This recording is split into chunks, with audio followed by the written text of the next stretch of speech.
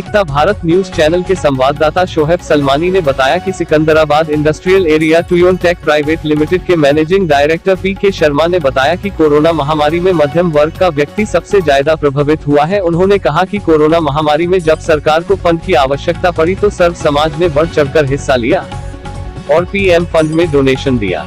आज हमारी कंपनी बंद पड़ी है, बिजली के बिल उल्टे सीधे आ रहे हैं, हम इन बिजली के बिलों को कहां से भरें?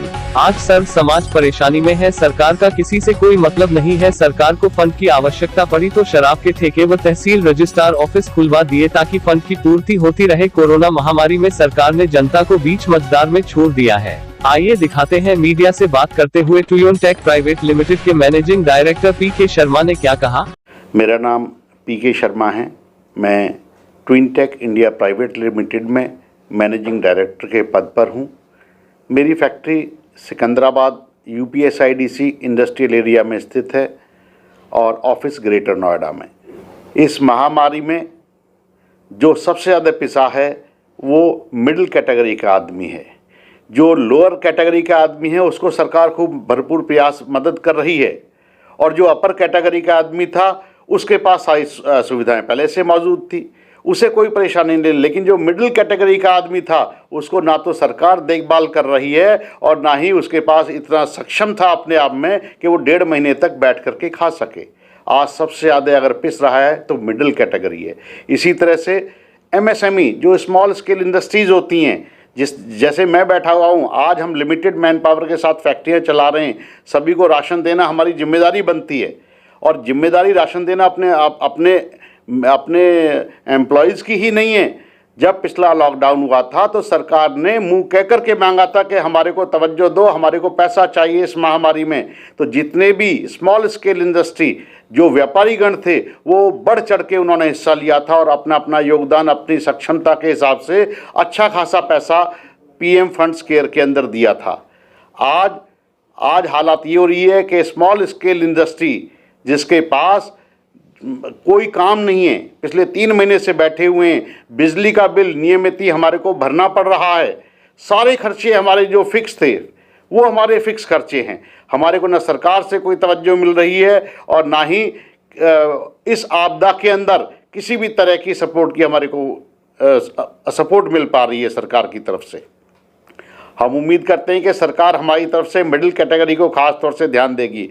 आज देखिए मिडिल कैटेगरी बंद पड़ी है, फैक्ट्रियां बंद पड़ी हैं, मैन पावर नहीं है हमारी। आधी मैन पावर हमारी जा चुकी है, अपने अपने घर में जा चुकी है। जो मशीनें चलना चाहती हैं मशीनें नहीं चल रही हैं, रॉ मटेरियल अवेलेबल नहीं है, सारा मार्केट बंद पड़ा है और जो मटेरियल हम लोगों ने बना लिया वो मार्केट में कंज्यूम नहीं होगा तो कहाँ हम उसको बेचेंगे जा करके। और केवल इतना ही नहीं है, इस महामारी के अंदर सरकार को जब लगा कि मुझे पैसे की बहुत सख्त ज़रूरत है, उसने 2 मिनट में दारू के ठेके खोल दिए।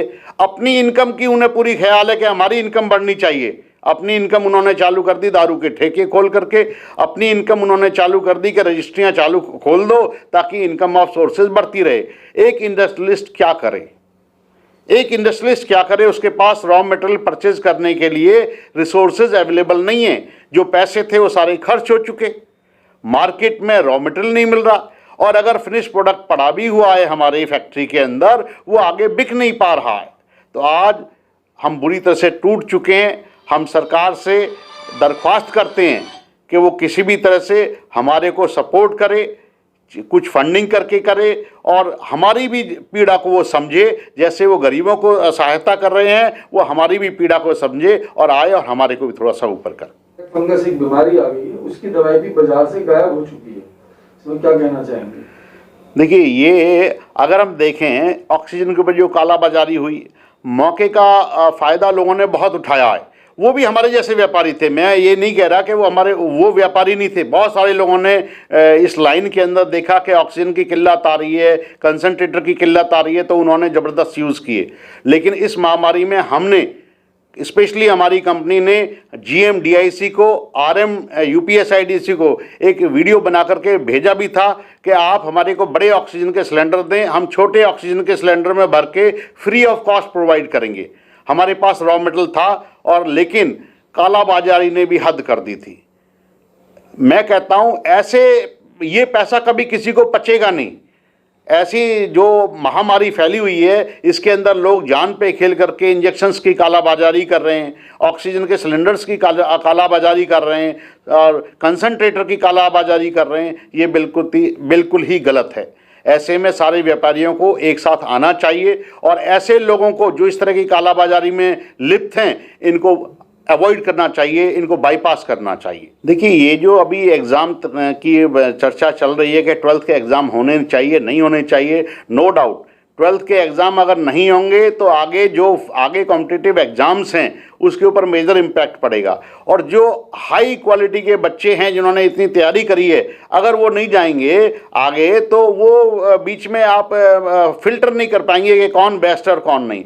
लेकिन साथ ही जो कहा जा रहा है कि तीसरी वेव बच्चों के लिए ज़्यादा खतरनाक है, उससे सारे पेरेंट्स, सारे अभिभावक डरे हुए हैं। ऐसे में वो बड़े कन्फ्यूज़ हैं, क्या हमें एग्ज़ाम दिलाना चाहिए या अब बच्चों का पहला करियर देखना चाहिए या हमारे को बच्चों की जान की परवाह करनी चाहिए। तो अभिभावकगण बड़े कन्फ्यूज़ हैं। इसके अंदर सरकार को सारी चीज़ें ध्यान में देखते हुए सबसे पहले तो वैक्सीनेशन का ख्याल करना चाहिए कि सारे बच्चों को वैक्सीनेट कराएं। उसके बाद अगर लगता है तो सोशल डिस्टेंसिंग मेंटेन करते हुए पूरा उसकी सुरक्षा को देखते हुए ही एग्ज़ाम कराया जाए, अदरवाइज कोई ना कोई और अल्टरनेट उनको सुझाव करने चाहिए। महामारी के अंदर व्यापारी जो जीएसटी भी जमा कर रहा है, पिछले महीने देखें तो सबसे ज़्यादा हाईएस्ट जीएसटी का कलेक्शन हुआ, करीब 1,45,000 करोड़ का कलेक्शन किया गया, सबसे ज़्यादा।